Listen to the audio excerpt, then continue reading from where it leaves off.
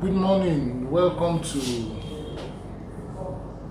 Green Pastures. My name is Sheiban Bushi. I'm speaking from Ladder House on number 12 Abanikonda Street, off Haruna Bus Stop, College Road, Ogba, Lagos, Nigeria. Welcome to Sunday service, the first day of March 2020. What an awesome God we serve.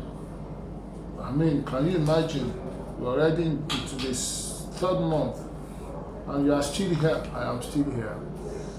God has been very great, faithful and kind to us.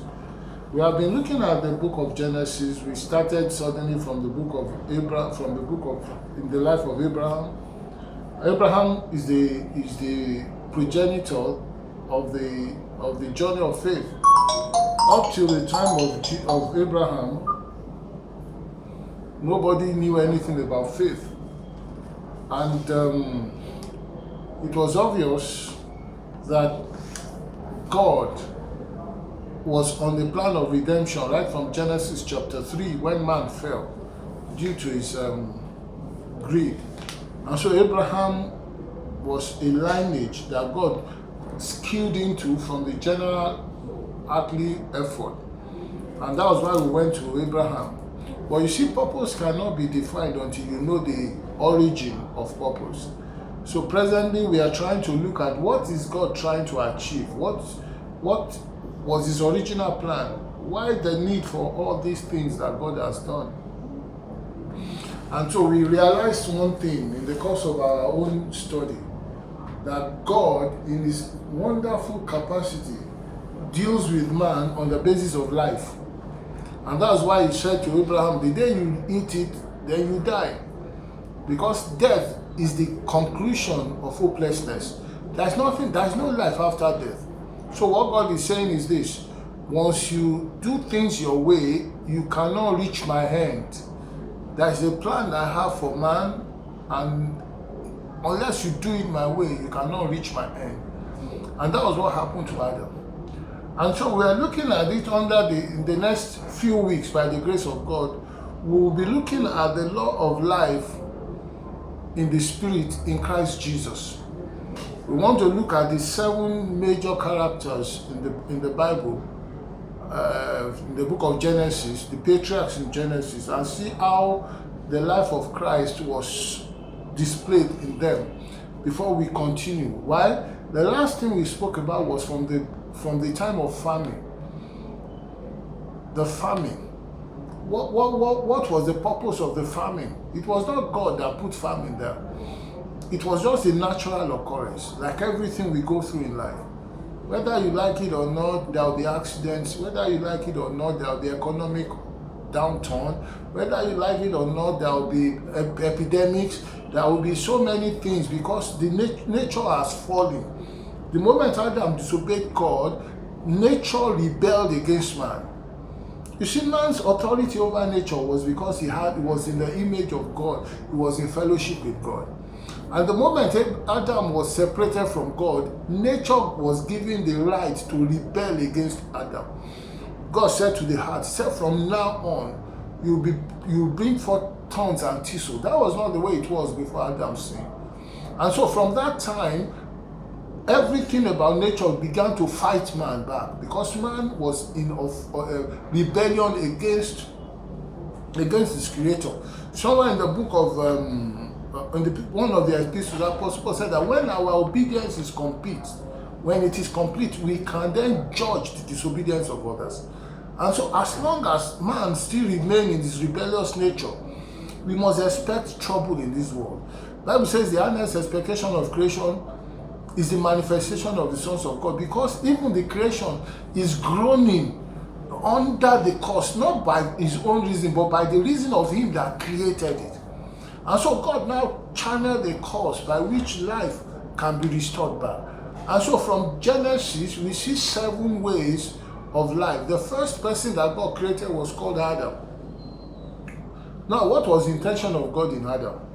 The intention of God in Adam was to show forth the way or how to live to reach the end of God. That was why God created Adam. Adam was a showpiece. He was supposed to be a prototype. of how to live. It was to be a way of life. It was to teach everyone after him. God, that's why family is important to God. God puts you in a family to learn, because your family influences the kind of person you are. The family is very essential. Where you come from, unless you change your mind, you might end up like your father. Some people call it a curse. No, it's influence. It's how you grew up. Your father will influence you in his thinking, in his opinions, and his ideas. And one way or the other, we catch that idea, and then we say that it is common to our family. Yes, it will be common, because all of you grew up in that atmosphere. You all grew up in that molding.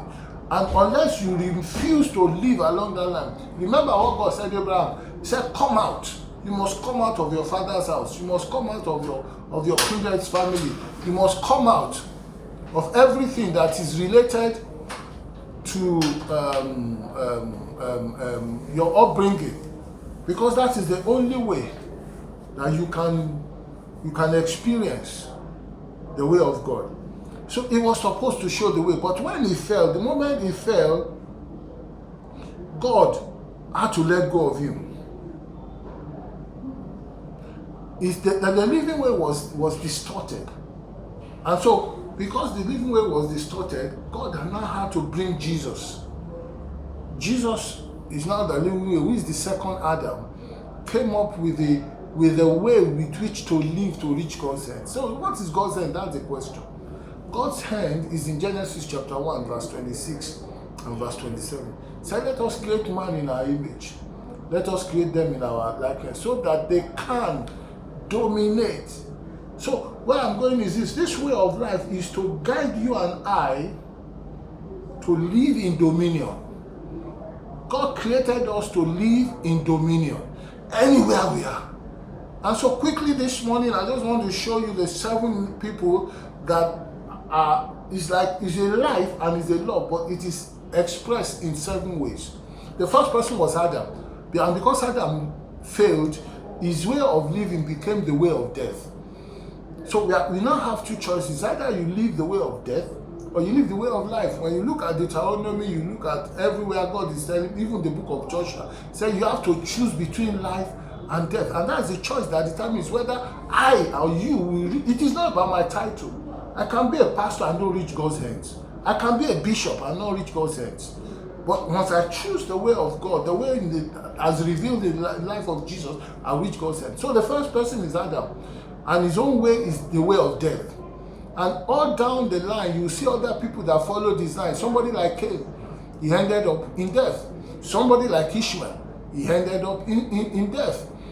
And all the way down, you see them, Achan, all of them, their choices were what determined their destination. And so after Adam, we see the next is the story of Cain and Abel. Abel represents the way of death.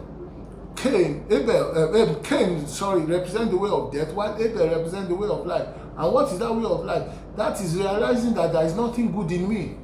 So the way of life, the second way of life, the first way of life is subjection to God, which we see in Christ Jesus. Jesus was totally subjected to God in his will, in his thoughts, in his actions. He didn't do anything outside of God. Because the dead way is to come out of God and have independence and live the way you want to live. But under Jesus said, my meat is to do the will of my God. And then when you get to Cain and Abel, Cain believed in his ability, goodness, what he could do. But Abel realized that it is in another's life that there is way. And then from those two, you move on to Abraham, to Noah. Noah is the resurrection ground. It is the way of God for to remove everything that has to do with nature.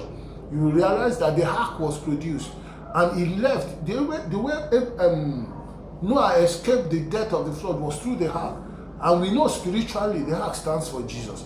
So the only way we can come out of nature, for us not to live a natural life, is through the ark of Jesus, and that is called what we call the cross, because flood indicates judgment. Some people who dream they saw flood, they don't understand that it's a warning about judgment ahead. So it is from judgment a few will escape if they follow the way of Christ.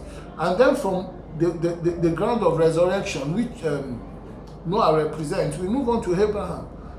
The ground of the resurrection is not physical. It's a place of faith. Abraham is a representative of faith. We start with initial faith, we continue with faith, and end up in faith. And then from Abraham, we come to Isaac. Isaac is a product of faith. Praise the name of the Lord. There was no way Isaac could have come into life without faith. God made him the source and the conclusion of faith. So this morning, that's where I'll stop for today. Next week, we will continue. We'll look at those other individuals, and by it will tell you what they stand for in the journey of life of faith in Christ Jesus. Thank you for listening. You could join us this morning for our service by 10 o'clock. I'm sure it should be time for us to take the message. And today is Communion Sunday. We could also provide your own bread so we can break bread and share the blood of Jesus together. I pray that this month of March will favor every one of us in the name of Jesus. Thank you for listening. God bless you.